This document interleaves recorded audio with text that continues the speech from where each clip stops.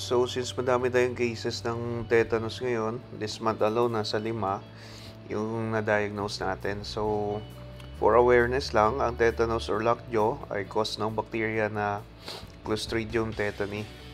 Ubiquitous siya, meaning present siya kahit saan.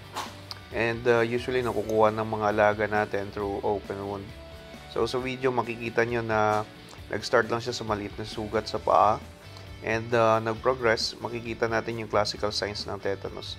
Nakatayo yung kanyang tenga, dati kasi bagsak yan. And yung lips niya drawn backward and nagkakaroon na siya ng muscle stiffness.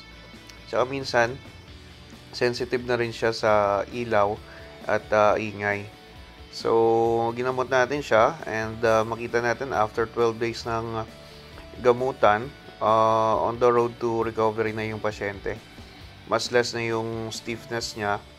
And yung pangit lang dito kasi hindi lahat nakaka-recover sa ganyang sakit. So, advice natin as responsible pet owners, huwag nating baliwalain kahit simpleng sugat. And ikonsulta agad sa doktor, especially pag nakitaan natin ng ganitong sintomas, yung mga chismosa, tingkitera na kapitbahay, na mga alaga natin. So, yun lang. Maraming salamat and always remember, for your pet care and grooming, trust only one.